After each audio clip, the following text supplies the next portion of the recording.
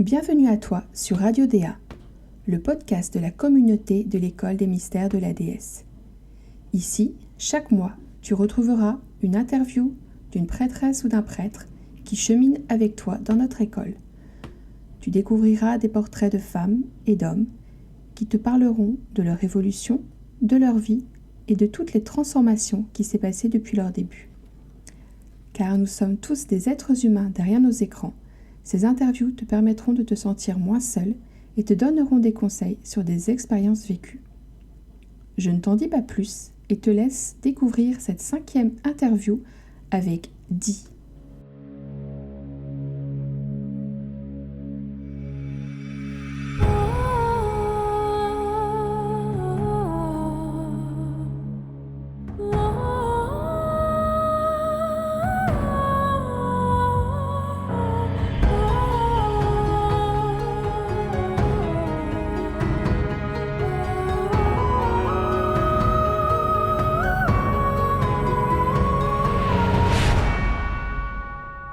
Bonjour Daniel, Bonjour, comment vas-tu? je vais bien aujourd'hui, je suis en vacances. Tout va bien. Alors aujourd'hui, donc je voulais t'interviewer parce que tu es sur ma liste des prêtresses. J'irai dans les plus anciennes parce que bon, il y a forcément de plus en plus de nouvelles prêtresses et prêtres qui arrivent. Et donc j'ai le choix de commencer par les plus anciennes pour qu'elles aient un petit peu plus de choses à nous dire. Et donc je voudrais que tu te présentes pour que tu nous dises qui tu es, ce que tu as envie de nous raconter, qu'on sache un petit peu plus sur toi. Pas de souci. Je suis Di Estiel et Daniel Modieu-Maubon dans le vrai vie. Je suis prêtresse de Estia et bien sûr de Déa. Et je fais partie de l'ordre de Déa, l'école des mystères de la déesse, depuis 2012. Dans la vraie vie, je suis enseignante je suis anglophone, ça doit s'entendre. Je dois être la seule anglophone quand même de l'OD et de l'EMD. Mais voilà. Et je suis enseignante au collège. Bien sûr, j'enseigne l'anglais. J'ai 4 enfants et je suis mariée depuis pratiquement 25 ans. On est venu en France en 2004. Et depuis, j'ai vécu un cheminement qui est totalement différent de ce que je vivais au Canada. D'accord. Et alors, qu'est-ce qui a fait que tu es allée pour continuer de cheminer vers l'OD, en fait? Bon, j'ai commencé, comme j'ai dit, quand on est arrivé, on a acheté notre maison en 2006. Et la dame qui avait cette maison a vécu ici toute sa vie. Je pense que même c'est possible que son mari était né là. Enfin, c'était vraiment depuis des siècles, cette famille avait cette maison. Et elle était connue quand même pour être la roboteuse du coin. Elle était guérisseuse. Donc, quand j'ai hérité de cette maison, j'ai hérité aussi de ses jardins, mais aussi un petit peu de toutes les trouvailles qu'on pourrait trouver, quelqu'un qui pratique quand même de la sorcellerie dans les jardins. Et donc, j'ai commencé à découvrir cet aspect franchement, j'avais l'impression qu'elle m'accompagnait. Elle était décédée depuis peu quand on a acheté la maison. Et j'avais vraiment l'impression d'avoir quelqu'un derrière moi qui me guidait vers une nouvelle vie. Avant, j'avais une spiritualité un petit peu classique avec la famille catholique, mais ça me parlait peu. Et donc, quand j'ai découvert ça, bien sûr, je suis passée par le classique, Wicca, et je me suis emmenée plutôt vers le féminin sacré. Ce qui m'intéressait beaucoup plus que la sorcellerie, c'est une pratique qui est magnifique, mais pour quelqu'un comme moi, qui est un peu éphémère, ça demande beaucoup, beaucoup de rigueur, quelque chose que, moi, je ne suis pas forcément très rigoureuse pour tout. Et donc, je suis passée plutôt vers la découverte du féminin sacré. Et à travers tout cela, j'ai pu trouver, je pense que je suis tombée par hasard sur le site internet à l'époque, qu'il était à l'époque l'ordre de Déa. Il n'y avait pas encore l'école des mystères de la déesse. Et très peu après, j'ai commencé à prendre en contact avec les personnes de l'ordre. Et j'ai fait une demande d'intégration en 2012. Voilà. D'accord. Je suis rentrée en 2012 et j'ai pu suivre le cursus tout de suite de DM Mystica. À l'époque, bon, maintenant on sait que chez nous, on a plusieurs cursus. On commence d'abord avec l'introduction DS Apentia, et ensuite on continue avec DM Mystica si on a envie d'une voie plutôt vers la prêtrise. Mais à l'époque, il n'y avait pas encore ça. Et je pense que l'équipe a considéré que j'avais un bagage suffisamment costaud pour démarrer tout de suite en DM Mystica. Et donc, c'est ça que j'ai fait en 2012. Et alors, est-ce que justement, tout le cheminement que tu as eu avant, donc au Canada, est-ce qu'il y a eu une transformation, un changement par rapport à toi, qui s'est passé entre le avant et le après de tout ce que tu as pu apprendre au sein de l'ordre? Et s'il y a eu des transformations, des répercussions sur ta famille, sur tes enfants? Est-ce qu'il y a eu un changement par rapport à ça? En fait, c'est intéressant parce que pour moi, c'était un cheminement qui s'est fait tout doucement, en fait. Parce que, comme j'ai dit, je venais d'une famille classique catholique. Enfin, je n'étais pas catholique au début. Je me suis convertie pour mon mari qui était quand même catholique. J'étais protestante avant. Je pense que j'étais toujours à la recherche de quelque chose. Et l'idée d'approcher de la Sainte Vierge, c'est féminin qui me manquait déjà dans le protestantisme. Et ça m'avait plu, hein, Marie-Madeleine. Donc, j'ai commencé mais je voyais que c'était pas ça pour moi. Et donc, j'ai commencé à la recherche d'autre chose. Mais bien sûr que quand on a une famille comme ça plaît pas forcément, ça fait peur. Et donc, j'ai fait ça plus ou moins en secret pendant plusieurs années. Je ne montrais pas.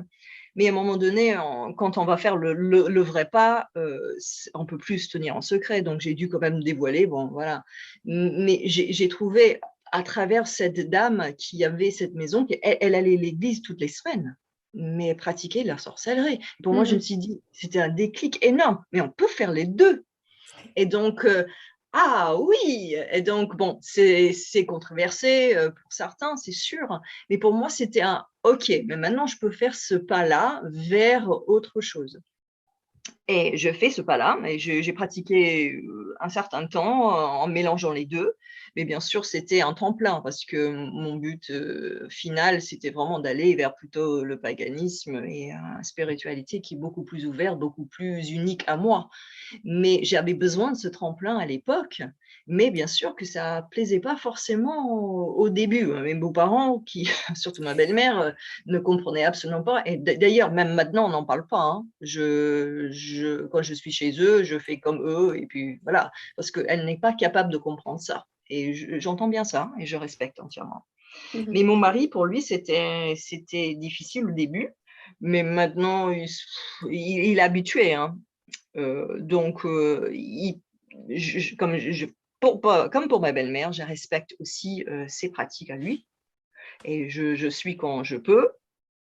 Et pour mes enfants, ils étaient petits, donc ils ont toujours été baignés dans les deux et ils ne sont jamais surpris. Donc, je pense que pour eux, c'était vraiment l'idée de « Ah oui, je peux choisir, je peux faire comme je veux, je peux mélanger les deux si j'ai envie ».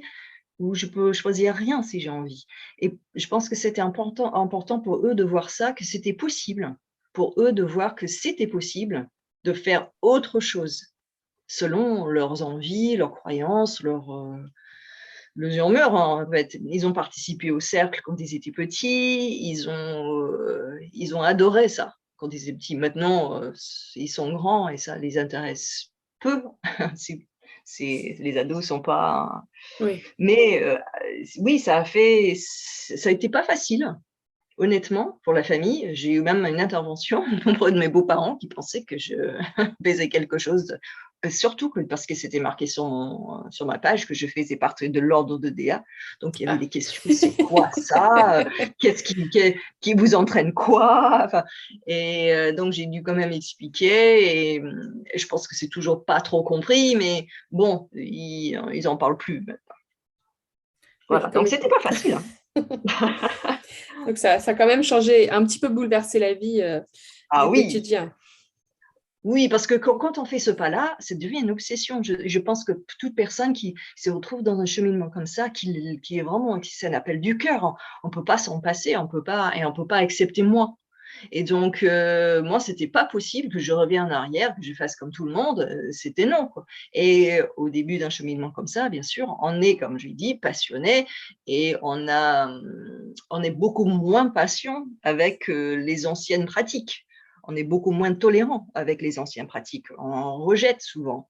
Et donc, il y avait tout ça en moi à mettre, enfin, il fallait que je trouve un équilibre pour que j'accepte ce qu'eux, ils font et de faire de mon côté ce que je veux. Mhm. C'est vrai, un peu plus de tolérance. Oui, c'est pas facile, hein. Ah, ben non. C'est sûr. Est-ce que tu as eu des grandes difficultés quand tu étais justement en train de faire des Mystica? S'il y a eu des leçons ou des exercices qui ont vraiment été ben très oui, durs? ben oui. Ben, en fait, quand on fait des Mystica, c'est un programme magnifique, et on est en train de le réécrire. Ça fait partie de mon boulot en tant que responsable de l'enseignement. Mais on va à la rencontre quand même des archétypes. Les archétypes sont des énergies universelles on peut les retrouver un peu partout. Ouais. Et l'idée, chez nous, à l'époque, on en avait 11 ou 12, je pense. Et tous, oui. 10. Ouais. Et donc, chaque fois qu'on avait une leçon, bien sûr, on se baignait dans cet archétype et on vivait absolument avec l'énergie. Et c'est très bien, c'est très beau. Pour certains, il y a au moins une leçon ou deux qui est difficile pour chacun. Et je sais que je dois donner mon avis tout à l'heure. Enfin, j'ai donné conseil, mais je vais juste le dire là, c'est qu'il faut s'accrocher. Si c'est difficile, on bute contre quelque chose, c'est que c'est pour nous. Et donc, quand je suis arrivée, bien sûr, ce qu'on appelait à l'époque la déesse noire, c'était la première fois que je rencontre ce visage de la déesse sombre. Et j'avoue que j'ai appréhendé déjà l'arrivée. Et quand je l'ai vécu, en même temps, j'avais fait une initiation, parce que je suis aussi maître en Reiki, de plusieurs systèmes. Mais à l'époque, je commençais tout juste et j'avais fait mon 2e degré juste en même temps. Je pense que ça a dû tomber dans la même semaine. Et pour moi, je l'ai vécu très, très mal. C'était comme, mais tout a explosé autour de moi. Il n'y a rien qui marchait. J'étais vraiment le plus mal que j'ai été depuis longtemps. On peut, bien sûr, dans les initiations, avoir ce qu'on appelle les crises de guérison. Et bien sûr, quand on vit aussi avec le visage de la déesse noire, on a cette idée de descente vers les enfers et on n'a pas le choix.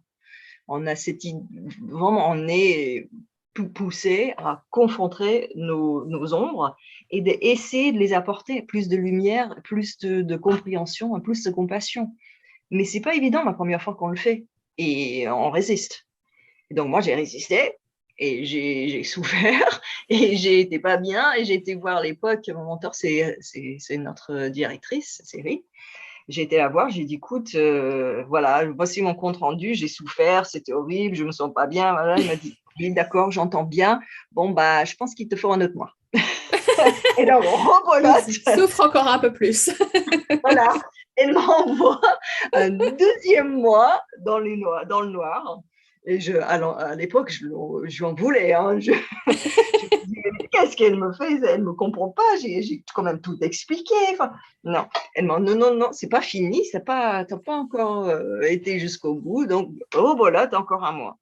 Et donc, j'ai repris un mois. Et c'est là, bien sûr, quand on fait une j'ai lâché prise. J'ai dit, OK, ben, on y va, quoi. Parce que j'ai résisté au début. Hein. Et donc, ce moment, on se dit, OK, enseigne-moi ce que j'ai besoin pour continuer. Je me lâche, quoi. Je me rends.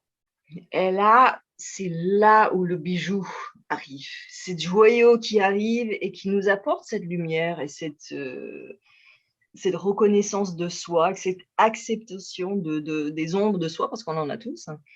Et là, à l'époque, j'ai travaillé avec Ekat.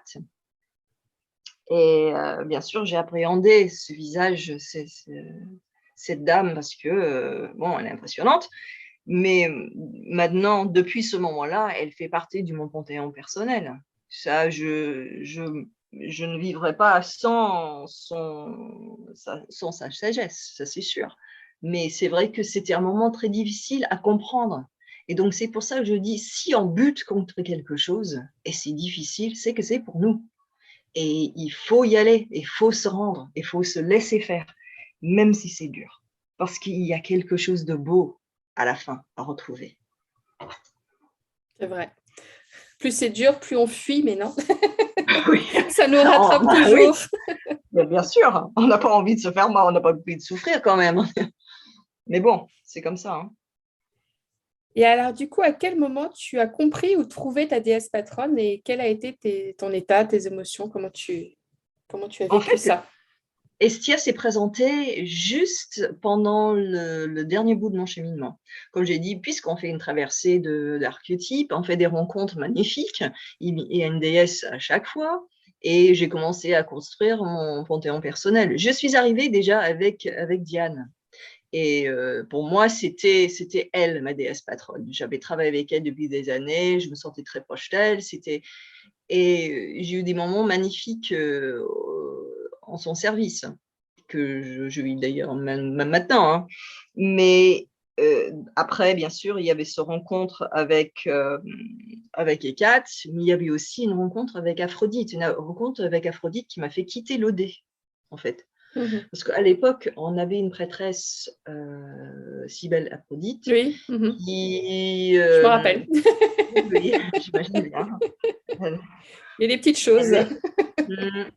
Mais elle était prêtresse d'Aphrodite, mais elle nous a quittés dans des circonstances un peu difficiles parce que, bon, voilà, des personnalités qui ne se sont pas d'accord, parfois ça flambe et on peut toujours avoir des clashs. Et donc, elle nous a quittés.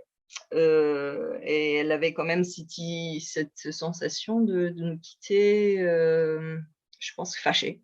Enfin, je ne veux pas parler pour elle parce que c'est quelqu'un que j'admire beaucoup.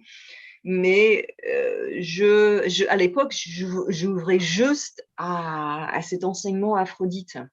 Et je me suis dit, mais je ne pourrais pas suivre un enseignement d'Aphrodite sans une prêtresse Aphrodite, ça ne me paraît pas possible. Et donc, en suivant son conseil, j'ai quitté, et vraiment c'est son conseil, hein, j'ai quitté l'OD. Je me suis dit, bon, bah écoutez, je vais suivre un cheminement autre et je vais me consacrer à Aphrodite et je vais vivre ce cheminement auprès d'elle. Ce qui est le cas, je suis partie 1 an, en 2014, je pense. Et j'ai suivi un enseignement auprès d'elle pour Aphrodite et c'était magnifique.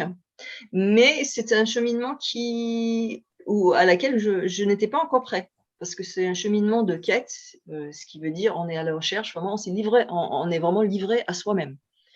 Et maintenant quand j'ai un peu de recul, quand je regarde Misis qui elles sont vraiment comme des internes, enfin, c'est pratiquement comme des stagiaires si on veut, mais elles sont en apprentissage.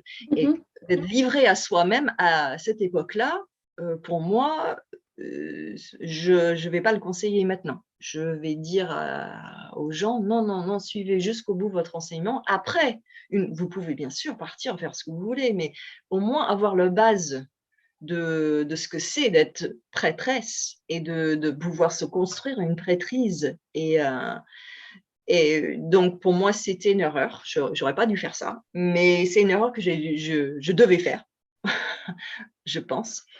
Et donc, j'ai suivi cet enseignement, mais à un moment donné, je me suis pris au contact avec l'OD, avec Isis à l'époque, et je lui ai expliqué ce que j'avais fait et pourquoi je l'avais fait, et comme elle m'a dit que si je souhaitais réintégrer l'ordre de Déa, c'était une possibilité, il fallait que je fasse une demande et expliquer tout ça, ce que j'ai fait.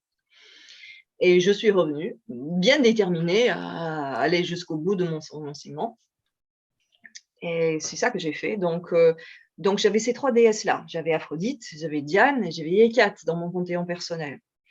Et pour moi, c'était difficile. Et quand je suis arrivée au cahier de la déesse patronne, je me suis dit, oh non, non, mais comment je vais faire? Je ne peux pas, enfin, c'est impossible là. Je ne Quel peux pas choix. choisir entre les trois. Comment est-ce que je fais? Et j'ai passé un long moment, je pense, juste devant, paniquer. Et donc, j'ai commencé à faire un peu autre chose, j'ai tourné autour et le rencontre de Estia s'est fait comme ça, en fait. Je l'ai rencontrée. Je dois expliquer aussi que je fais partie notre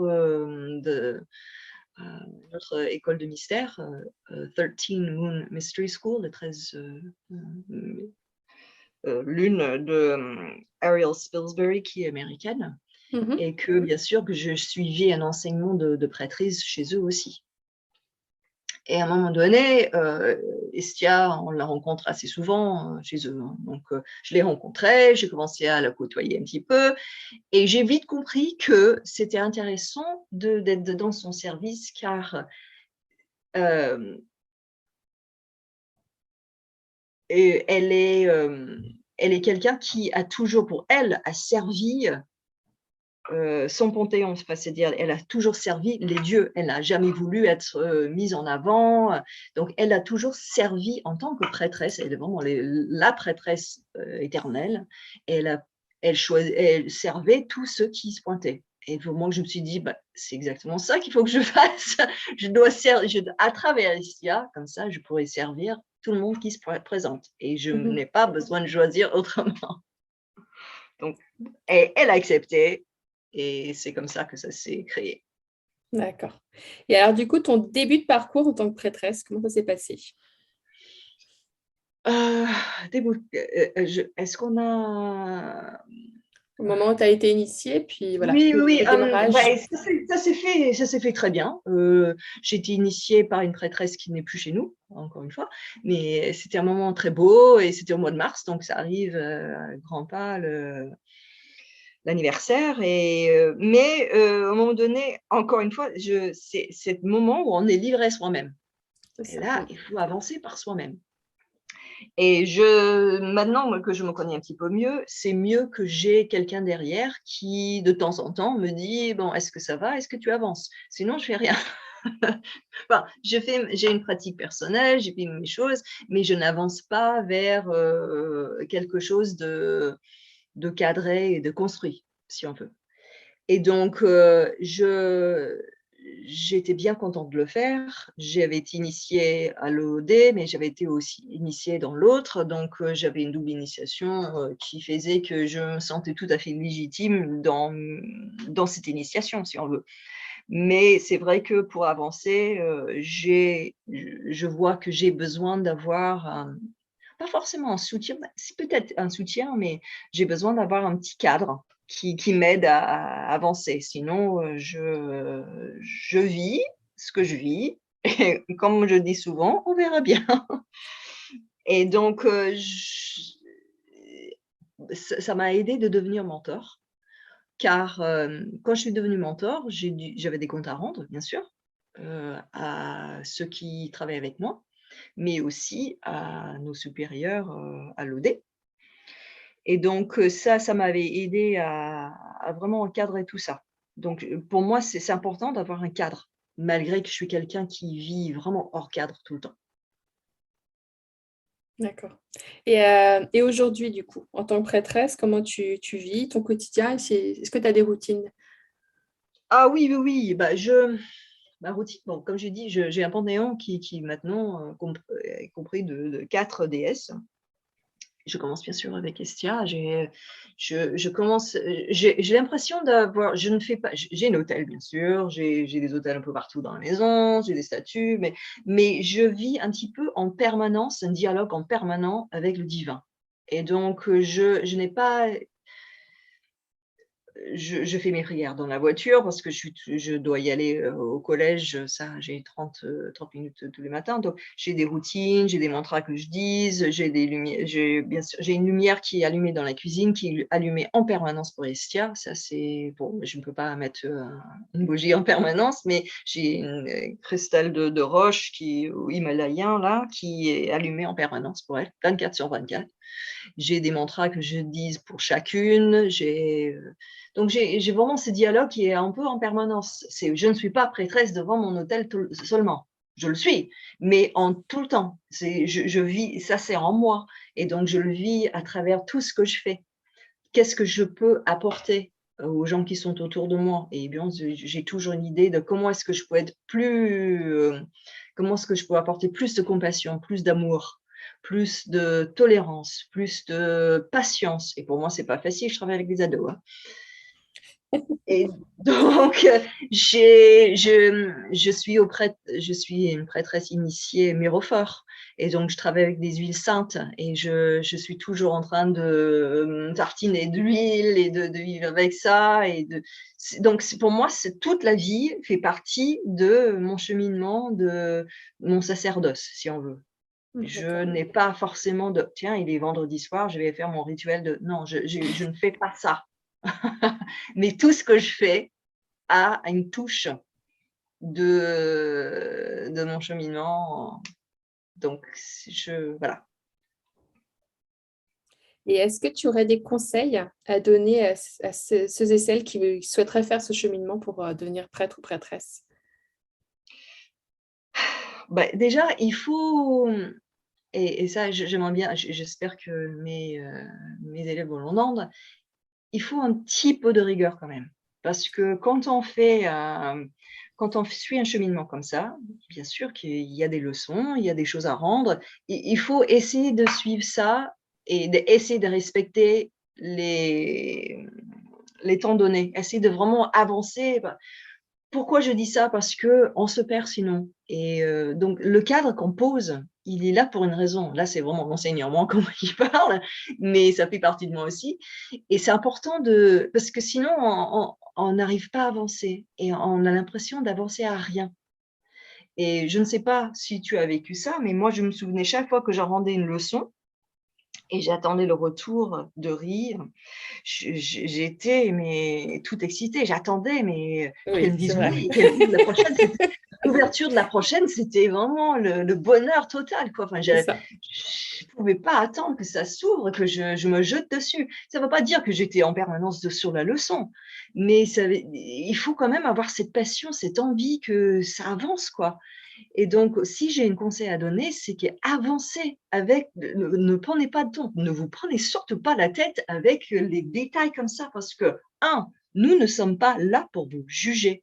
Je ne vais pas dire à mes élèves, ah non, mais ce que tu fais là, c'est pas bien. Non, je suis là pour être témoin sacré et d'avoir un petit peu d'être le soutien ou le cadre, si on veut, de leur cheminement.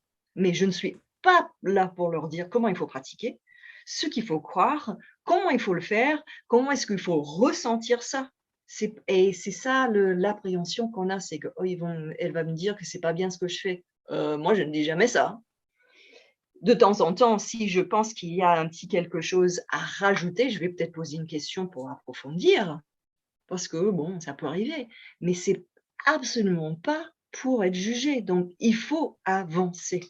Il faut pas se prendre la tête, il faut avancer. Parce que la seule chose qu'on a besoin de faire, c'est de vraiment avoir ce contact avec Déa dans tous les visages qui se présentent et de vraiment vivre ça à fond. C'est vrai. C'est vrai que c'est de la passion et quand on le vit, moi, j'ai un petit peu, avec Nabibi, ça a été pareil, hein.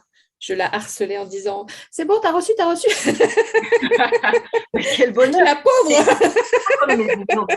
Oh, je me souviens, mais parfois il disait « Mais tu sais, j'ai une semaine pour répondre. » J'ai dit « Mais ça. Et bon, on a tout, hein. On a des élèves qui avancent un grand pas, mais qui ne peuvent pas attendre. Et on a des élèves qui vont vraiment passer des années. Et le problème, c'est que quand on passe des années, on voit qu'il y a on change, hein, tout le temps. Et cette passion on n'a plus ça, ça devient un peu une corvée. Et à un moment donné, je me dis que c'est là où si on n'arrive pas à avancer, si on n'arrive pas à faire, c'est que peut-être on devrait commencer à se poser la question si on est au bon endroit. Parce que autant que moi, je suis au bon endroit, c'est sûr, c'est peut-être pas pour tout le monde. La prêtrise, devenir prêtresse, ce n'est pas de la gloire. On n'est pas là pour ça. C'est un service dévoué. On est là pour servir. Et ça demande énormément de responsabilité, ça demande énormément de soi-même. Et il faut savoir ça, que autant que ça fait joli de dire: «Moi, je suis prêtresse de un tel». OK, très bien. Mais qu'est-ce que ça implique derrière? Qu'est-ce que ça demande derrière? Ça demande énormément de soi-même.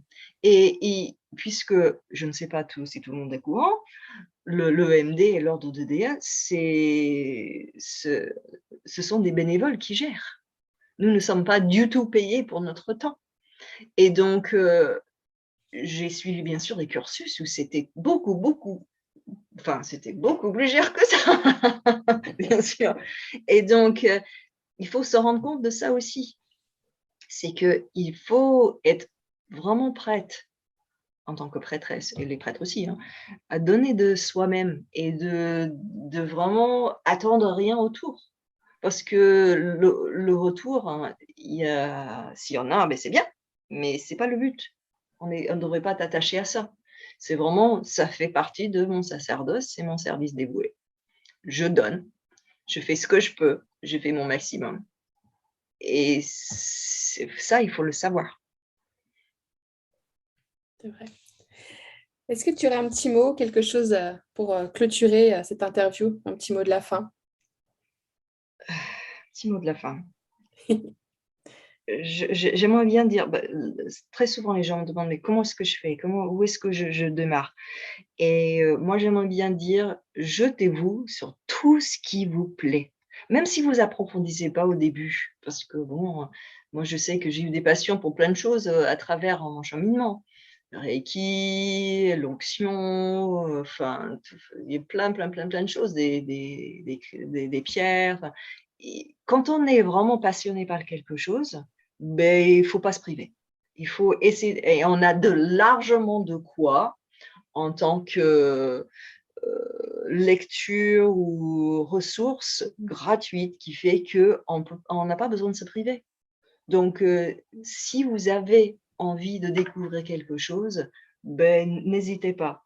Et deuxième chose que je vais dire, qui n'est pas facile pour moi non plus, hem, c'est vraiment essayer de faire partie de la communauté.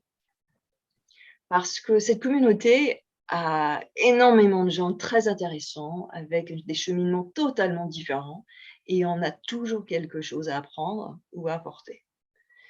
Quelqu'un m'a demandé l'autre jour, qui est un fan de cheminement de Dea Mystica: «Mais qu'est-ce que moi je peux apporter? Qu'est-ce que je pourrais apporter à cette communauté? Je vois pas». Bah, tu peux apporter toi-même et toi, tu es unique et c'est ça qu'on a besoin. On a besoin de chacun d'entre vous. Venez avec des cœurs ouverts, car c'est ça l'enseignement de Dea. C'est l'amour. Merci Daniel Ben, merci pour beaucoup. ce beau message. Je te dis à bientôt et puis merci en tout cas pour cette interview. Ben, merci beaucoup. Ce fait un plaisir de partager et puis de t'écouter. Merci beaucoup, au revoir, c'était vraiment sympathique. À bientôt. À bientôt, au revoir. Au revoir.